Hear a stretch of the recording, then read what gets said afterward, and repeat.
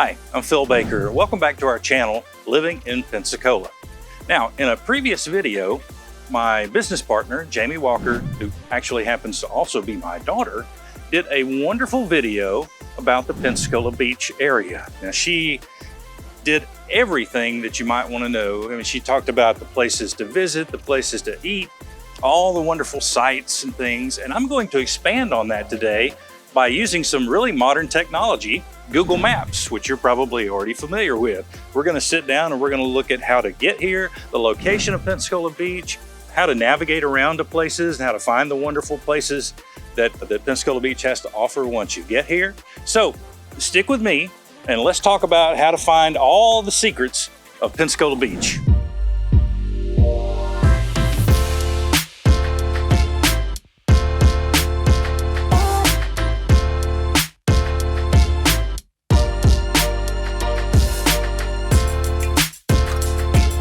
Okay, before we get started, I want to invite you to subscribe to our channel. Now, if you do subscribe, you will get notification every time we post a new video, and you want to keep up with all of them because we're going to be shooting videos all over the Pensacola area. You don't want to miss one. So before we get started though, see this bridge in the background behind me? That's the General Daniel Chappie James Jr.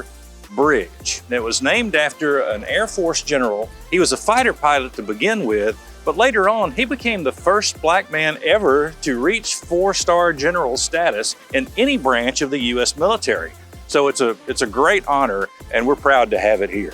So let's go. You ready? So the first thing we're going to do is we're going to look at, in general, where Pensacola is on the map. So you can see Birmingham, Alabama up here, and there's Montgomery. That interstate right there is I-65, goes down into Mobile.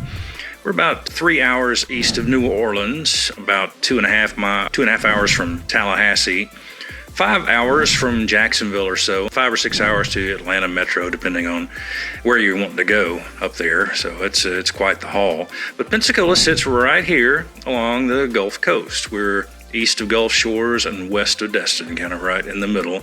And you see the ways to get there. I-65, Mobile, I-10 comes across to Pensacola here, and I-10 runs all the way on over to Tallahassee. There is a way to cut through Atmore right here. That's Highway 113. No, I'm sorry. Highway 113 is this one right here that comes down off of 65. It's exit 69 off I-65. Cuts down through Flumiton, Century, and then you can come down 29 into Pensacola.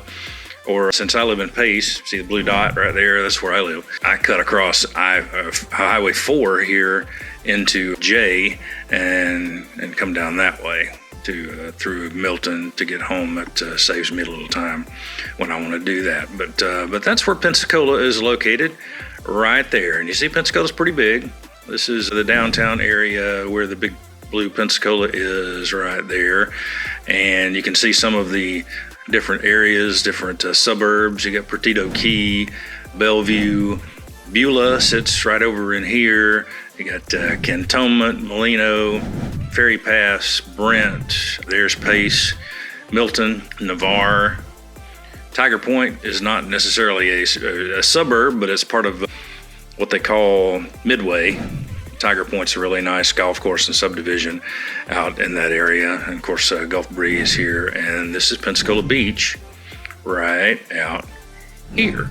Pensacola Beach runs from the pass over here all the way over to basically where it butts up against Gulf Islands National Seashore, just east of Portofino here. And we'll point some more stuff out to you here in just a second as we go along, but let's start over here. Oh, let's talk a little bit about passes before anything else. If you don't know what a pass is, that's basically an opening to the ocean where boats, you don't see boats that are stored or kept out here on the beach side because they just get beat up with waves and weather and things. So you have to take your boats and you have to park them in some of these lagoons or in the Sound or the Bay, and in places like, we'll go over here to Gulf Breeze, and like here's a really nice subdivision as part of Tiger Point, and see they have canals for the sound. And they have docks and boat lifts and things. You can park your boat in there. And then a really nice one is called Villa Venice here. Let me show you this. This is really pretty. Let me turn on the where we can go look at the street view. But yeah, see, there's the entrance into the canals in the subdivision. And then some of the individual houses, they have their boats parked there. Some of them have boat lifts, some of them just tie them up to their docks, but subdivisions like that are, I'm not going to say common here, but they do exist, and they're really nice if you can live there. And there's one up here, a friend of mine used to live in along the Pensacola Bay up here. And you see they had to, you can, the dark spot there is where they keep it dredged out so the bigger boats can get in and out of the canals. And I don't remember exactly which College Parkway is where they lived. Yeah, so somewhere right along in there. And they used to tie their boat up to, if we can zoom in a little bit, you can see these little covered buildings on the canals back here. That's their boat houses. And they'll generally have lifts in there that can lift the boat up out of the water. And what that does is it reduces a lot of the maintenance that you have to do on your boat. If you can keep it up out of the water, you don't have to clean it as often. So anyway, that's why you have to go in and out of a pass to get out to the ocean, because you can't park boats out on this side. Now the nearest other passes, there's one over here in Orange Beach. As you can see that right there, that's the Alabama Pass. That's over in Orange Beach. This is Orange Beach over in this area here. And then the nearest one to the east, then, if we go back the other way over here in Destin. Yeah, it's a long way away. It's about 35 miles east of Navarre over to the Destin Pass. And that's the big deep sea fishing boats and everything are kept there in that little lagoon. So the passes are few and far between. There was one that was planned again. I mean, there used to be one in Navarre a long time ago, and it got filled up with sand and debris, and it is no longer there. And I think it's been about 50 years since that existed. And it was, I'm not sure if it was this right here or this right here and ran down this way, but you can see if we zoom in that both of those places have cutout areas where water stands even still to this day. And I'm thinking that it might be this one, because that looks more like a dredged area that might have once been a pass, but I'm not sure.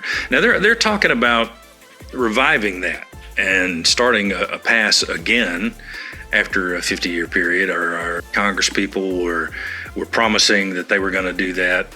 If they did that, Navarre would probably just explode as far as value, because I mean, you can keep a boat in Navarre, but look how far you have to go to get out into the ocean if you do.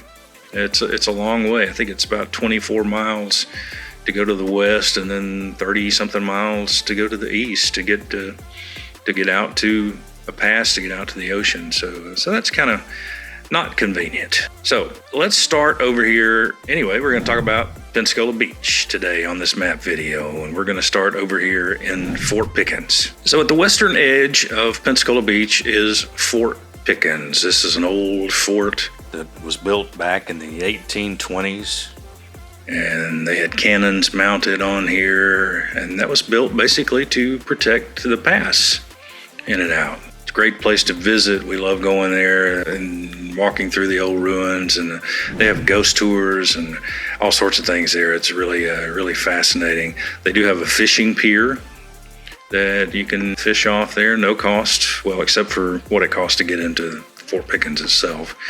And I think I got a senior pass for the Seashore out there for really cheap. It was $25 or something. It wasn't bad at all. And you see this thing here, Fort Pickens Jetty, and what they've done is they've taken a bunch of rocks and they dropped them off this little point here to kind of help control the water flow in and out, the current in and out. You can imagine with the pass and the tidal action that gets pretty spiffy, water in and out of the bays and things. It gets up to probably 4 or 5 knots.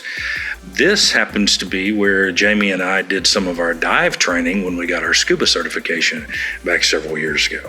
And one of my favorite things was going out there at night and doing a night dive in this area. And it's probably, the bay's maybe 50, 60 feet deep out at its deepest, but it drops off pretty quick.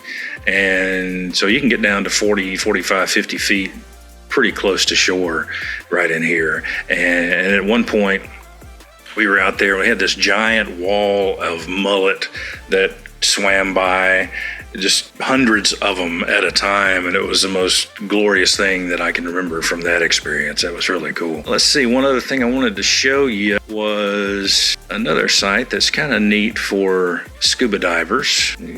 Zoom out a little bit. There it is. You can't really see it as far as a picture of it, but we should be able to bring up a photo or maybe some video of what it looks like now. But the original USS Massachusetts is sunk out here in about 35 feet of water.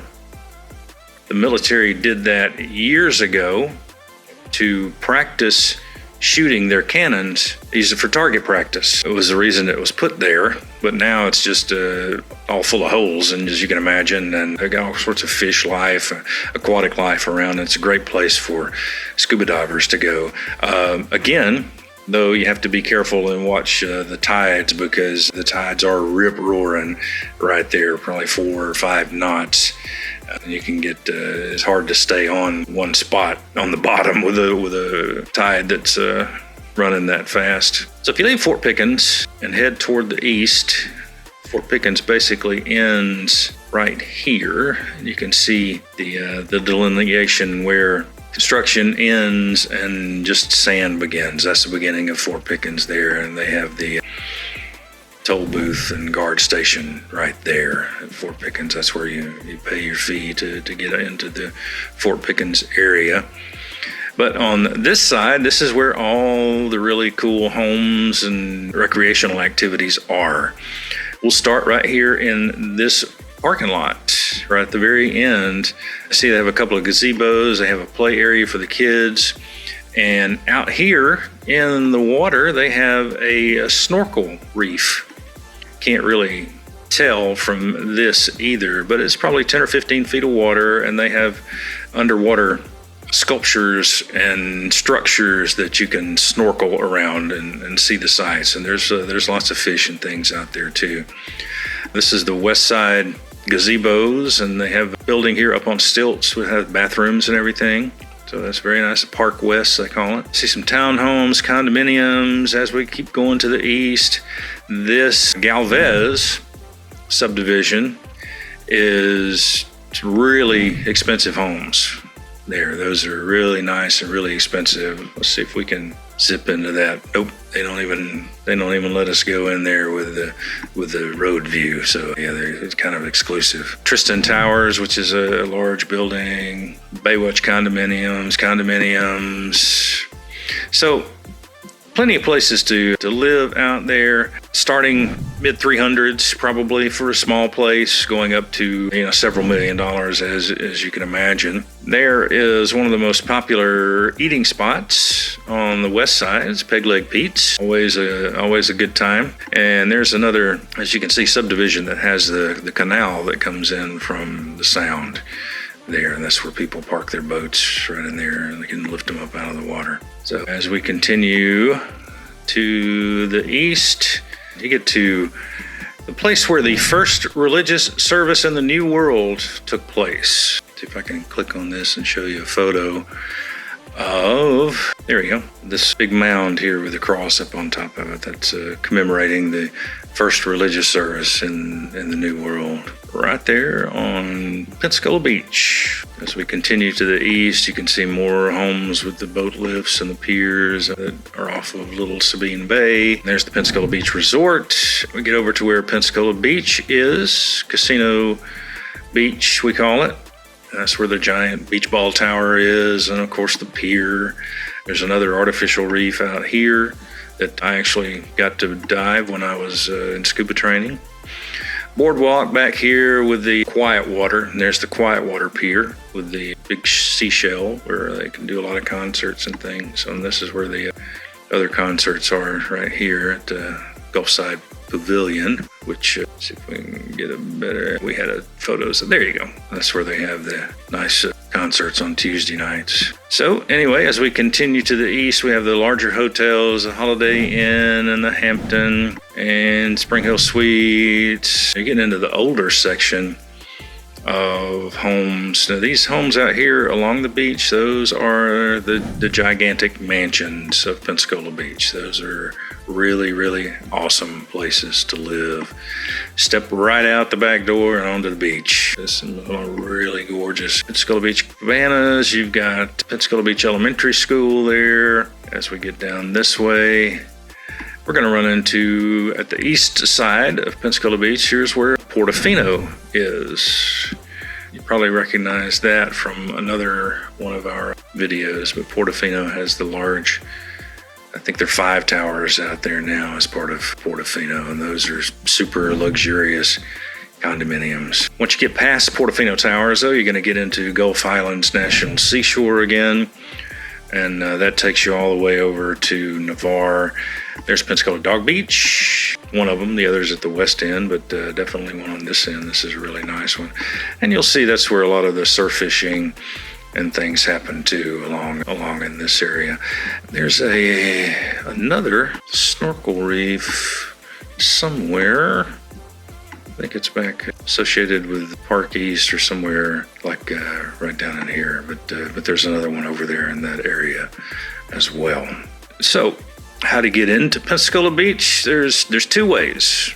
You come across the Bob Sykes Bridge here from Gulf Breeze, or you can access it all the way across the Navarre Bridge on this side and then drive west along the shore drive there through Opal Beach and all that. So that's how to get to Pensacola Beach. That's a little about Pensacola Beach. So I hope you enjoyed our map video of Pensacola Beach. Look, if you have any questions about anything that you saw on any of our videos, or you're even thinking about moving here, please get in contact with us. We put all the contact information below, and you can text us, call us, send us an email, or my personal favorite thing is to get on a Zoom call with you so I can see your face. So I hope you enjoyed watching, and look forward to our next video. So we'll see you soon.